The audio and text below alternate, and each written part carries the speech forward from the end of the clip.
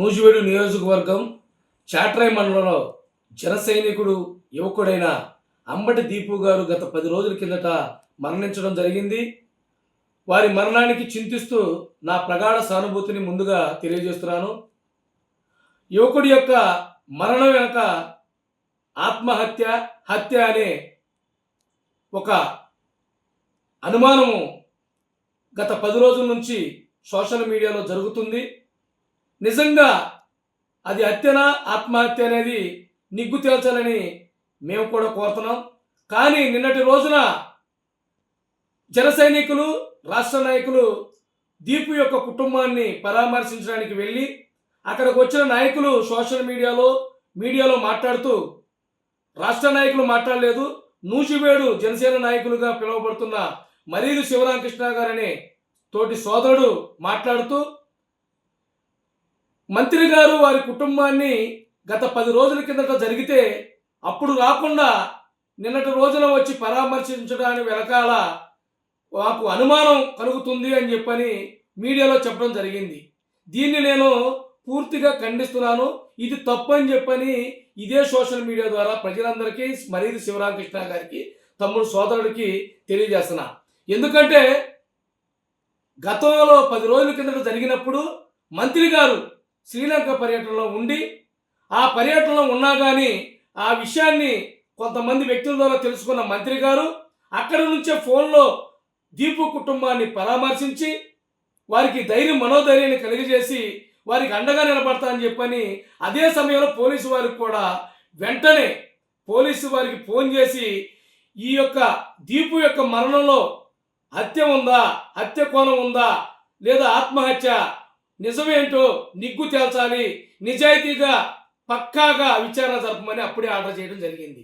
నేను శ్రీలంకలో ఉన్నాను, రాగానే కలుస్తానని కుటుంబ సభ్యులకు చెప్పిన మేరకు మరి గత 2 రోజుల కిందట నూజివీడు ఇచ్చేసిన మంత్రివర్యులు కొలుసు పారసారథి గారు చాట్రాయి దీపు కుటుంబానికి వెళ్ళి, దీపు గారి ఇంటికి వెళ్ళి వారి కుటుంబ సభ్యుల్ని, బంధువుల్ని పరామర్శించి ఆయన సానుభూతిని తెలియజేసి అక్కడ కుటుంబ సభ్యుల సమక్షంలో, కూటమి నాయకుల సమక్షంలో బాహాటంగా బహిర్గతంగా ఎస్పీ గారికి ఫోన్ చేసి ఈ దీపు యొక్క మరణం ఏంటో, ఇది హత్య కోణమా లేదా ఆత్మహత్య జరిగిందా, జరిగిన వాస్తవం ఏంటి, ప్రజలకి సమాజానికి తెలియజేయాలి, నిర్ధారణ చేయాలి, నిష్పక్షపాతంగా విచారణ జరపండి.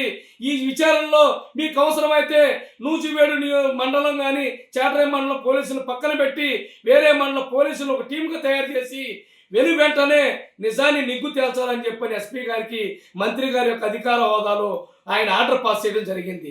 దానికి అందరూ కూడా హర్షం వ్యక్తం చేశారు. కానీ నిన్న వెళ్ళిన జనసైనికులు, నిన్న వెళ్ళిన రాష్ట్ర నాయకులతో వెళ్ళి పరామర్శించడానికి వెళ్ళిన నాయకులు, రాష్ట్ర నాయకులు మాట్లాడలేదు. కానీ నూజివీడు నియోజకవర్గంలో జనసైనికులు చెప్పుకుంటున్న సోదరుడు, తమ్ముడు మరీదు శివరామకృష్ణ గారు మాట్లాడుతూ, మరి ఇదే విషయాన్ని గత 10 రోజుల కింద వచ్చి చేస్తే వాళ్ళకి న్యాయం జరిగేది, 10 రోజుల తర్వాత వచ్చేసరికి మాకు అనుమానం ఉందన్నారు. మీకు ఏ అనుమానం ఉందని చెప్పని ఈ మీడియా ద్వారా అడుగుతున్నా. సోదరా మరీదు శివరామకృష్ణ గారు, ఏం అనుమానం ఉంది? అది హత్య అయితే పోలీసుల పై దర్యాప్తులో ఉంది. మీకు ఏ కోణంలో అది హత్యగా ఉందో ఆ విషయాలన్నింటినీ కూడా పోలీసు వారికి ఇవ్వచ్చు. లేదు, గతంలో ఎప్పుడైనా మీరు మంత్రి గారి దృష్టికి తీసుకెళ్లారా? మీరు మంత్రి గారికి చెప్పారా? చెప్పితే ఆయన పట్టించుకోలేదా? ఏ విధంగా హత్య చేయబడ్డారు, ఎవరు హత్య చేశారు అనేది మీ దగ్గర మరి ఏదన్నా సమాచారం ఉంటే అది మంత్రి గారికి, పోలీసులకు ఎందుకు ఇవ్వలేదు? లేదు, జిల్లా ఇన్ఛార్జిగా ఉన్న మన జనసేన నాయకులు, మన పౌర సరఫరాల మంత్రివర్యులు నాదెండ్ల మనోహర్ గారు, మన జిల్లా ఇన్ఛార్జి, మీ జనసేన పార్టీ నాయకులు, వారికి ఏమైనా మీరు కలిసి వినతి పత్రం ఇచ్చారా?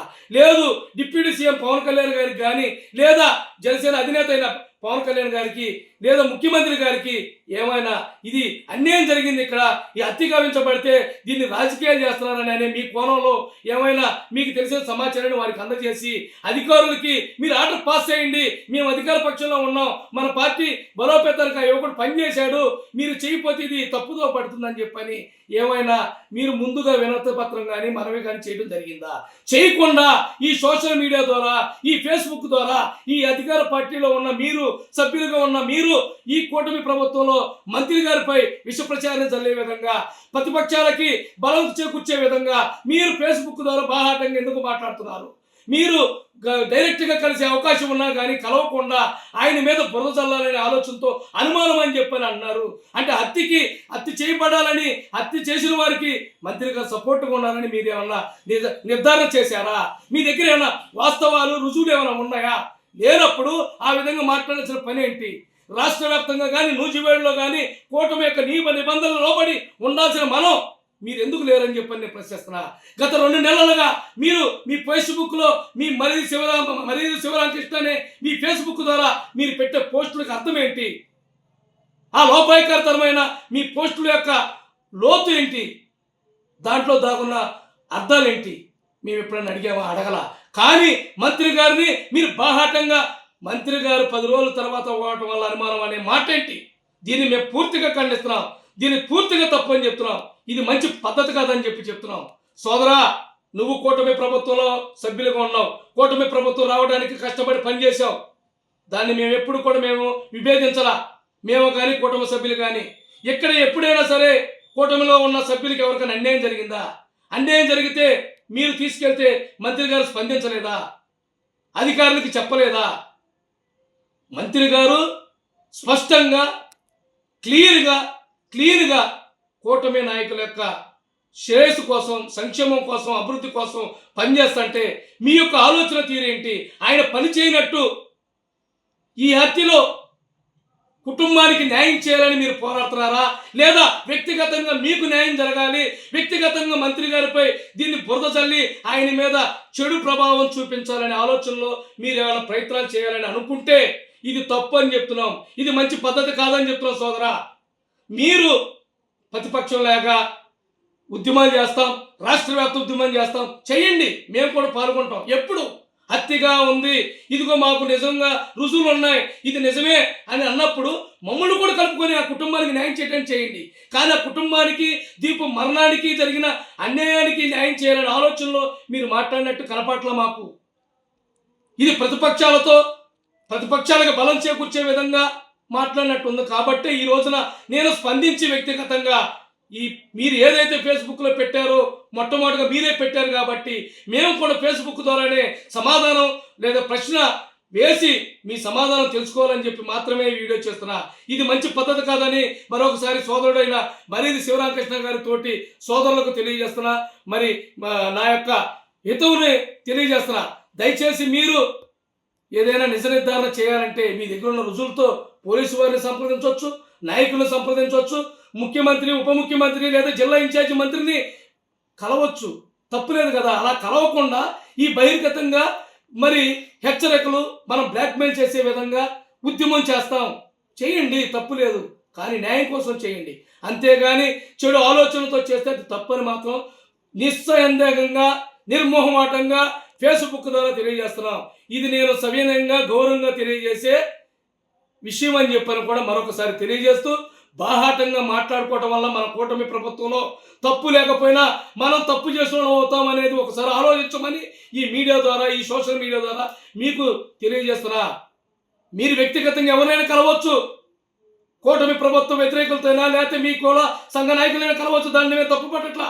కానీ దీపు మరణాన్ని అడ్డు పెట్టుకొని ఎవరైనా సరే తప్పు చేయాలని లేదా కూటమి ప్రభుత్వమే బురద చల్లాలని లేదా మంత్రి గారిపై బురద చల్లాలని ఎవరైనా ప్రయత్నిస్తే మాత్రం దాన్ని తప్పకుండా తప్పని మాత్రం చెప్తాం. వెనకడిగేసే ప్రసక్తి లేదు. నిజంగా న్యాయం చేయాలి దీపు కుటుంబానికంటే మమ్మల్ని కూడా కలుపుకొని వెళ్ళు. ఇది నిజమెంతో న్యాయం ఎంతో మీ దగ్గర ఉన్న సమాచారంతో మమ్మల్ని కూడా కలపండి. మేము కూడా కలిసి వస్తాం. ఆ కుటుంబానికి న్యాయం చేయాలని మంత్రి గారు ఆశిస్తున్నారు, కూటమి ప్రభుత్వం ఆశిస్తుంది, మీరు ఆశిస్తున్నారు. దీన్ని ఏ విధంగా చేయాలని ప్రణాళికలు తయారు చేయాలి. కానీ ఈ విధంగా ఈ దారిలో వెళ్తాం మాత్రం తప్పు. దీన్ని మేము పూర్తిగా ఖండిస్తున్నాం. దీన్ని వెనక్కి తీసుకోవాలి. మంత్రి గారి మీద పెట్టిన మాట కానీ, మంత్రి గారి గురించి మాట్లాడిన మాటని వెనక్కి తీసుకోవాలని మాత్రం సోదరుడు మరిది శివరామకృష్ణ గారి వారి బృందానికి తెలియజేస్తున్నాం. ఇంకొక విషయం ఏంటంటే, మీతో పాటు వచ్చిన మీ రాష్ట్ర నాయకులు మీరు మాట్లాడేటప్పుడు చేయబట్టుకుని ఆపమన్నా ఆపలా. వారు మాట్లాడాల మంత్రి గారి గురించి కానీ కూటమి ప్రభుత్వం చర్యలు తీసుకోవట్లేదని. కానీ మీరు ఒక్కరే మాట్లాడుతున్నారు. మీరే మాట్లాడారు.